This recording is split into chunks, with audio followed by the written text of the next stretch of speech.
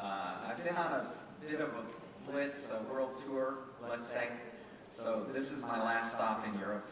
I'm very excited to be here. So I think it all started in Lithuania. There's some exciting work being done on both the regulatory sandbox there as well as banking. So I think that's an exciting structure.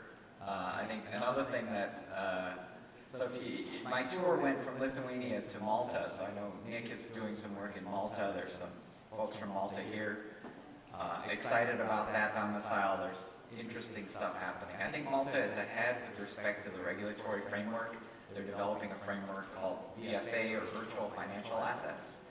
And that should be passing through the legislature imminently within the next few weeks.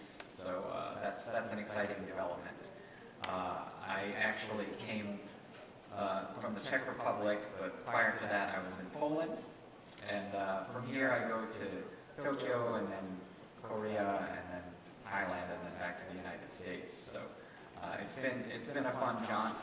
I want to talk today about blockchain as a new foundation, and a new foundation for a new economy. So how should we reason about this? So the place that I went to in Poland was actually the National Stadium. So it turns out that this is a historically interesting building. It turned out that in 1944, at the time of the Warsaw Uprising, about 85 to 90% of Warsaw was destroyed. And in fact, the hill that this building is sitting on is actually a giant pile of rubble from the buildings that were destroyed. So we're really talking about a city that was almost completely collapsed, right? So now this lovely structure has been built, and it's a fascinating evolution, because the evolution of this building after the complete destruction, it turns out that they built, I guess I would call it Stadium 1.0. So they built the stadium there, and eventually the stadium was abandoned. And what developed there was actually a marketplace, a bazaar. And this is kind of a crazy marketplace, because it was filled with copyright violation, it was filled with software piracy, it was filled with intellectual property piracy. You could buy fake Nike shoes, you could buy all kinds of crazy things in this market, right? So that was kind of the first phase of the resurrection of this, right? But ultimately what came out of this was, in 2012, there was this desire to host the football matches, right?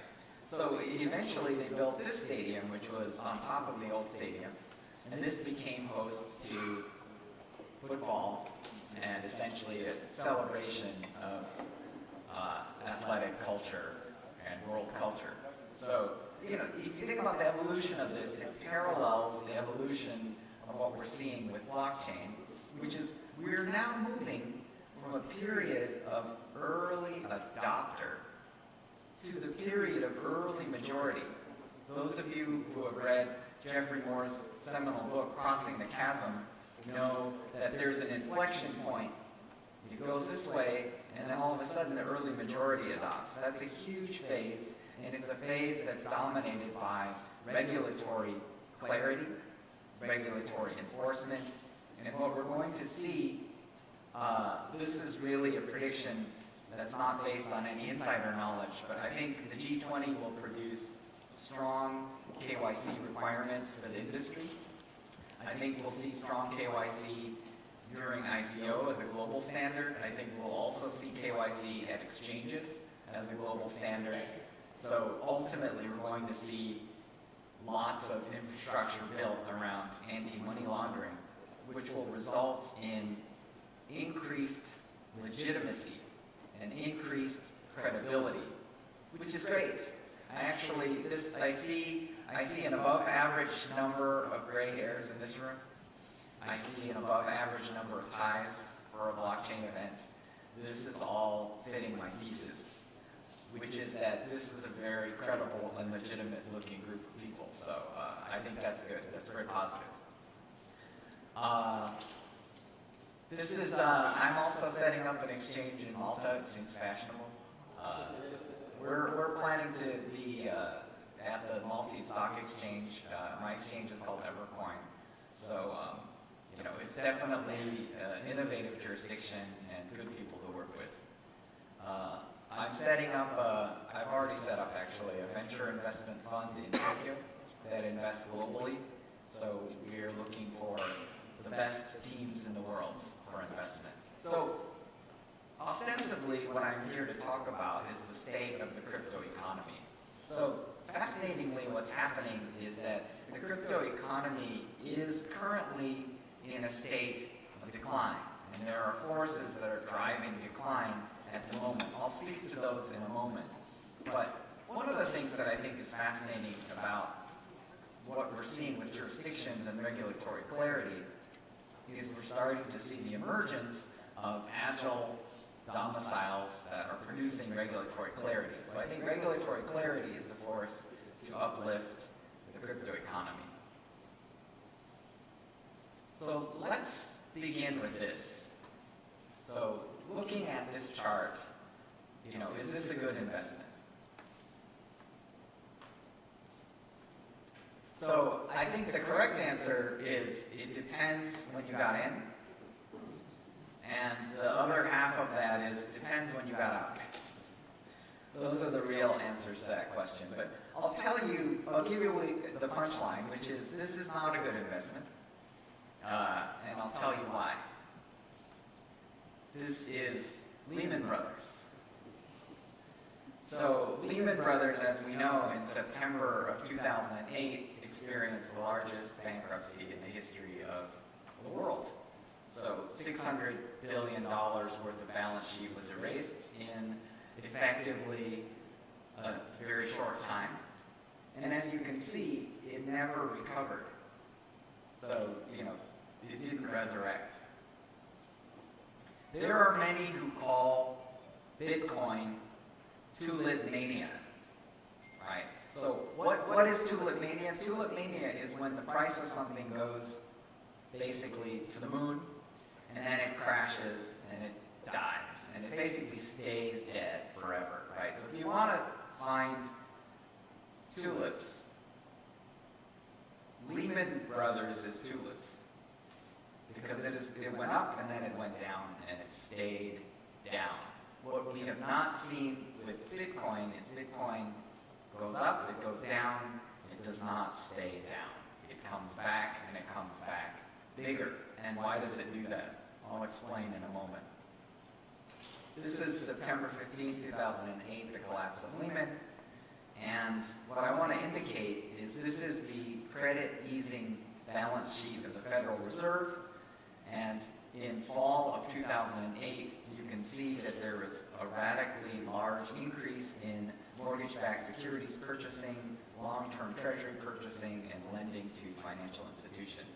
And as you can see, the vertical axis is trillions of US dollars, and we were in one steady state then, and we're in a completely different steady state now. So this is essentially an irreversible change in what is generally referred to as the fiat economy.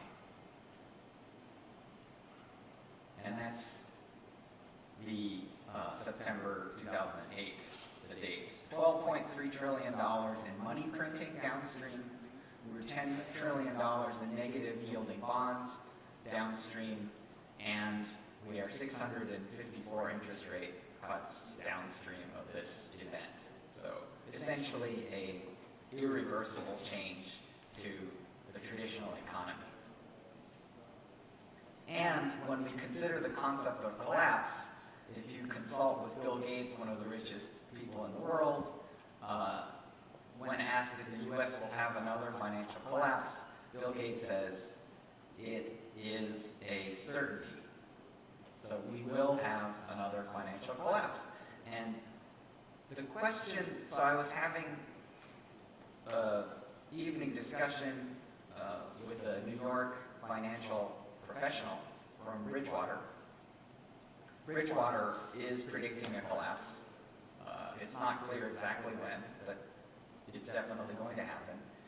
And our discussion was, if there is another financial collapse, will Bitcoin go up or will it go down? Right? And it's a very fascinating question. It's my view, and it's the shared view of myself and this gentleman, that in fact, at this juncture, if the broader economy goes down, Bitcoin will go down. And the reason why is that cryptocurrency is not ready to shoulder the weight of the broader economy for two principal reasons. One is that we don't have enough wallets. There's not enough engagement. Right? So we may have about 50 million wallets. That is not a meaningful number of wallets. We have a planet with 7.5 billion humans, and we need more wallets. That's big. Second thing we don't have is we don't have proper Keynesian accelerators. So the point is when you get cryptos, you're able to buy other cryptos. The fact that you can only buy other cryptos doesn't really cut it. You need to be able to buy a loaf of bread. You need to be able to buy all kinds of things. And in fact, in order to pay the rent and groceries, people have to exit from the crypto economy back into the so-called fiat economy. And that is problematic. So because of these two shortcomings, if the fiat economy goes down, the crypto economy will go down. So we have work to do. So how should we reason about the inevitability of collapse? So I want you to imagine a person, can we turn that down a little bit? I want you to imagine a person in a high location and standing on a metal beam. So this beam represents the existing economy and is known to collapse. Watch the second foot. How much weight do you suppose is on this foot? It's probably not much, right? It's not 51%, I'll tell you that. 51% is an interesting number, by the way. And it represents kind of a tipping point, right? So why am I showing you this? Well, an interesting thing happened, right? I'm going to skip this one, actually, which is that this is Satoshi Nakamoto. It's actually a gentleman by the name of Dorian Satoshi Nakamoto, but we don't really have a picture of the real Satoshi. So imagine that this gentleman put a second beam down, right? And this beam, we don't know what to do, but what we do know is we know that the beam that we're standing on will collapse, right? This is the normal economy, and now there's a crypto economy beam, right? What is this beam? What is it made out of? It's very interesting. This beam is made out of something we've never seen before. And in fact, it's like an alloy from a crashed UFO. It's like, what is this made out of? Very interesting what it's made out of. So we can call it, for now, let's call it blockchain. Well, I want to caution everyone that Satoshi Nakamoto never used the word blockchain. So you won't find it in his paper, right? So this is really after the fact. But the thing that we should see is, what should we see if there is a beam we know will collapse, and there's another beam that we have no idea what it will do? We don't know what the other beam will do. This is what you'll see. You'll see the person lightly put their foot on the other beam, just poking like this, right? And this is almost like 0.001% of their weight down, right? This happened in around 2014. There was the first effort for Bitcoin to increase to the point where it's like if it did break, you could still pull your foot back, right? So then the question became, what do we see now?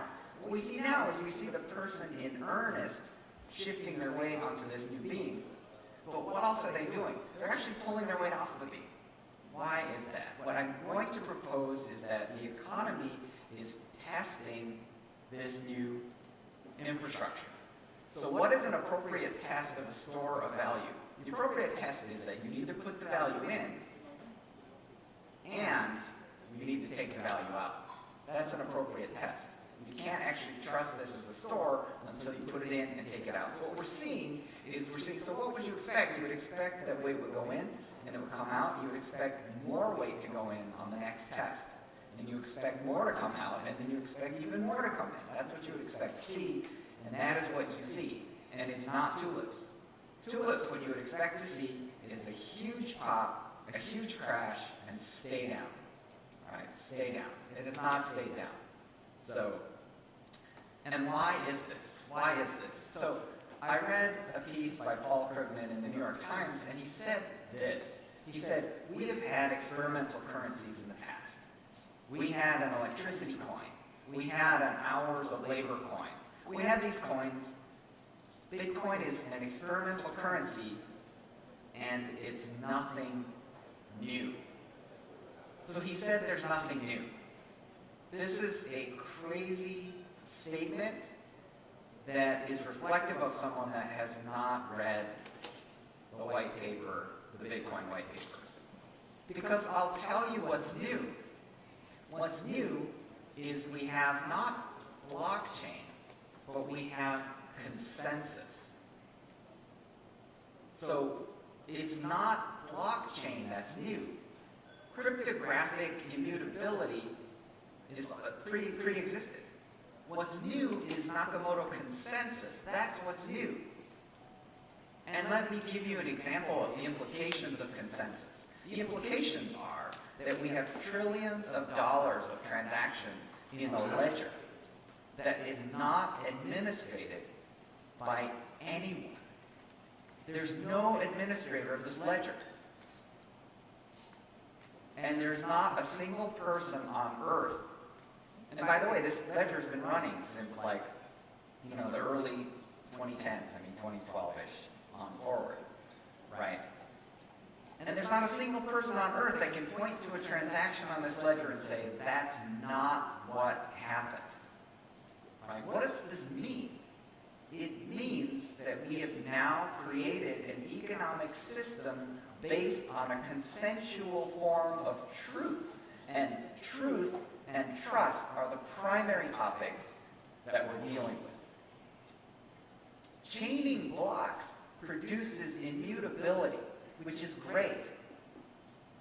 But consensus is about creating an agreement about the truth.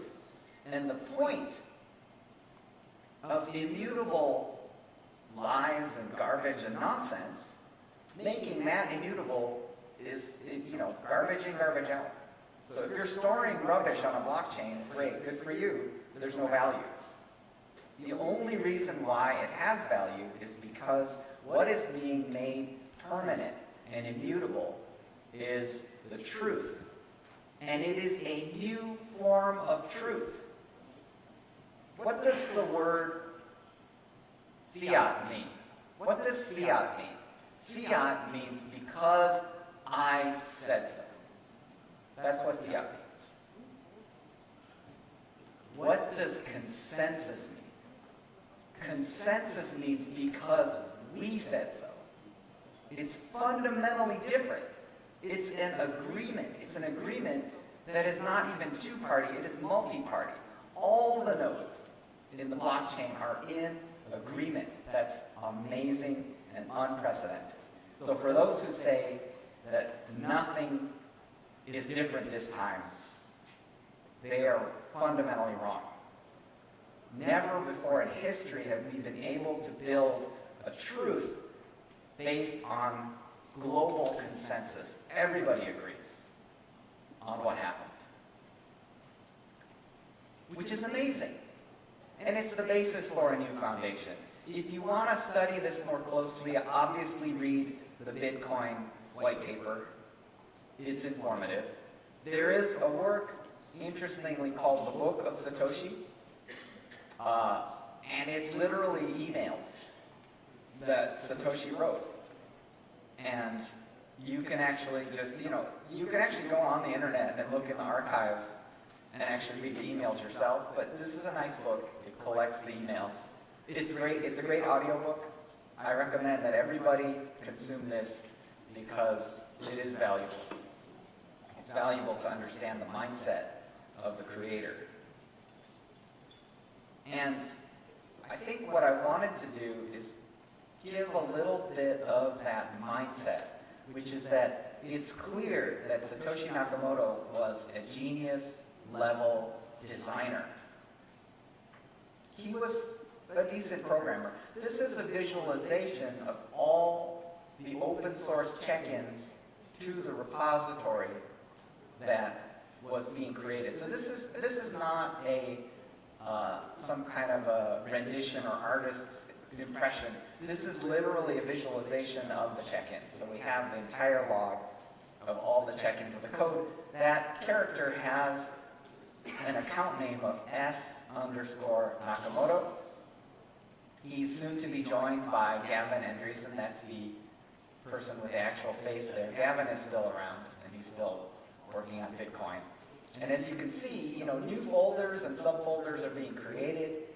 And, what's happening is this, right? Which is that you're seeing what open source development looks like, almost in real time, right? So as you can see, not only did Gavin Andreessen join Satoshi, but you're actually now seeing a whole collection of characters. What you're noticing during this window is that the Satoshi account isn't actually very active, right? You're actually just seeing lots of other people working. So this is open source software in action. And this is the basis for what I call open source money. Now the way to reason about this is, if you've been in Silicon Valley, as I have for the past 30 years, we've all watched open source software consume all software. Any software that isn't innovating is then commoditized, right? So database software, web servers, application servers, it's all becoming open source software. But the thing to understand then is, what will open source money do to proprietary money? What do we expect will happen? What will happen is that open source money will essentially hollow out proprietary money. And why does it do that? It does that because of its nature. The nature of open source software and open source money is that it competes for consent. It competes for users.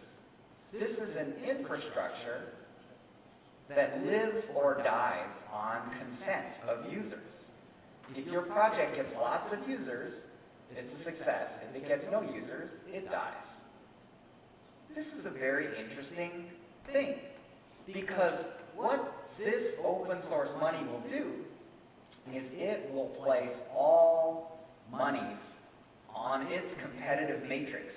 So what it means is that people will choose the financial infrastructure that serves them the best.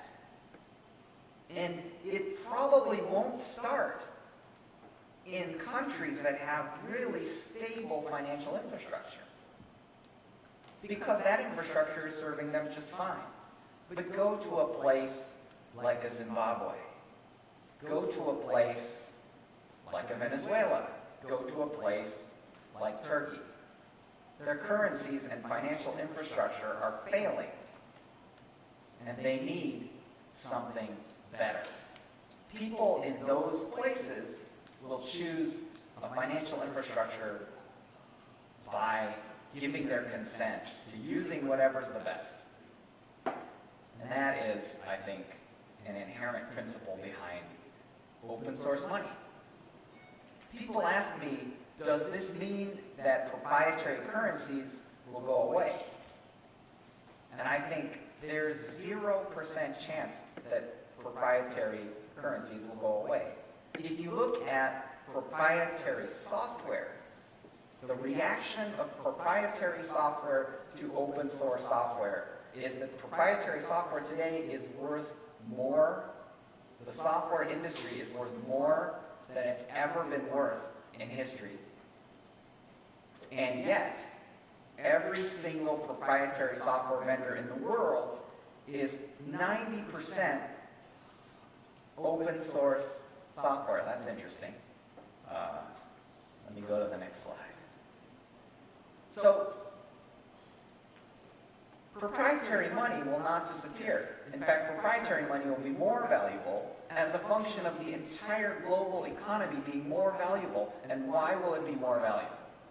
It's very simple, because today's fiat economy is based on collusion between banks that are too big to fail and governments. And banks are lobbying governments. And by the way, I'm not a crypto anarchist. I'm not a crypto libertarian even. I'm a fairly moderate person, but I think the fact pattern is well established, which is it's very well established that when you allow banks and governments, as they have in the United States, to work closely together, the natural result is banks that are monocultural and that are prone to epic collapses. And that is, the collapse function is an emergent property of professional people looking for alpha. They're just looking for mechanisms to generate profit, and they're incredibly creative, and they're trying to skirt regulators. So they create things like credit default swaps, and they create things like ICOs, right? I'm not even suggesting that the crypto economy is not subject to collapses. But what I'm saying is that it adds decentralization, which in a sense can act as a form of shock absorber, right? Because you have centralization and you also have decentralization. You want to mix. So the blockchain, assuming that you add consensus, is really the foundation for this new economic model. So when I say the blockchain and adding consensus, what is consensus doing there? To me, consensus is, how do you know something is true? How do you know it's true? And whenever you judge a consensus algorithm, look for a proof. So when you're judging a blockchain and a consensus, look for the proof. So in Nakamoto consensus, you have proof of work. And the proof is based on the idea that the person has done a certain amount of work. This system is almost a postage system, which is by spending electricity, you prevent someone from basically spamming the system, right? Because it becomes exceedingly expensive to spam the system. And that's the proof. So whenever you see a new consensus algorithm, look at what the proof is and ask yourself the question, how can I have confidence that this proof is usable to determine the truth? Because the last thing we need is immutable blockchains filled with lies. So let me give you a simple example. There's a lot of faith being placed on supply chain blockchains. Nothing against that. I think it's a really valid use case. But some of them are dependent on things like inspectors. So in a sense, you have a proof of inspection. So is this produce organic? Well, let's inspect the produce. So the inspector is now inspecting. So what is this? It's proof of inspection. If the economic stakes are high enough, can the inspector be bribed? Game theory says yes. So my point is whenever you judge a blockchain, take a look at the proof and try to understand how confident you can be in that proof. And the reason why the Bitcoin blockchain is valuable is because Satoshi made it economically and thermodynamically impossible to lie, or at least very difficult. And hence, it's very valuable. I think I'm going to jump over that one. This chart indicates the pattern of what I suspect will happen, which is, open source money represented by Bitcoin is going to eat up all proprietary monies, starting with Bill Gates. I'm kidding. Just Bill Gates happened to be a conveniently sized dot.